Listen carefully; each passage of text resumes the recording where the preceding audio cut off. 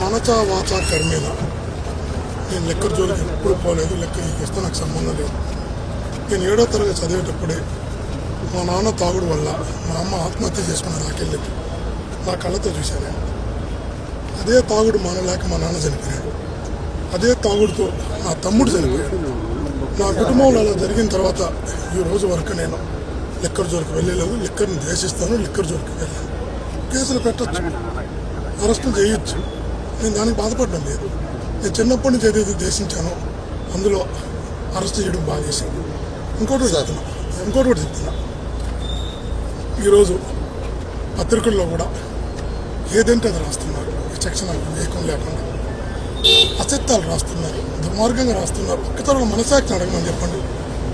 సరే, తప్పు చేస్తుంటే 10% తప్పు చేస్తుంటే 90% యాడ్ చేసుకుంటాను. 100% యాడ్ చేసుకుంటాను. మనసుకు బాధేస్తాను. మళ్ళా చెప్తే అరెస్ట్ చేసినందుకు బాధ లేదు. చిన్నప్పటి నుంచి దేశించిన లిక్కర్ కేసులు అరెస్ట్ చేయడం మనసుకు బాధేస్తాను. నేను ఒక వేద పాఠశాల నడుపుతాను. 13 ఏళ్ళుగా నడుపుతున్నా. 160 మంది పిల్లలు చదువుతున్నారు. 160 మంది పిల్లలు చదువుతున్న బ్యాట్స్బాల్ నడిపే నేను తాగుడుకు అలవాటు పడ్డా, మద్యం వ్యాపారం చేస్తే ఆ రోజు నైతికంగా హక్కు కోల్పోతాను. ఆ రోజు నైతికంగా హక్కు కోల్పోతా, ధర్మం కూడా. ఈరోజు నేను ప్రతి మనిషి బతకాలంటే బ్రతుకుతురు. ప్రతి మనిషి బతకాలంటే వ్యాపారం ఉద్యోగమో చేయాలి. నేను ఉద్యోగమో వ్యాపారమో చేయాలి. నేను వ్యాపారం చేసుకుంటూ ఉంటాను. ఈ వ్యాపారాన్ని లిక్కర్తో సంబంధం ఉండి మీకు చెప్పొస్తున్నా, లిక్కర్తో సంబంధం ఒక ఆస్తి కొని ఉన్నా, ఒక దాంట్లో పెట్టుబడి పెట్టున్నా మీరు అటాచ్మెంట్ కాదు, స్వాధీనం చేసుకోండి. నాకు అభ్యంతరం లేదు.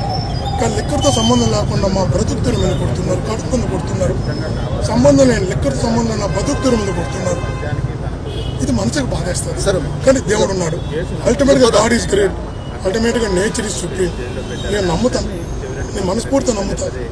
నేను ఈరోజు ఏ తప్పు చేయకుండా ఈరోజు శిక్ష అనుభవిస్తున్నా.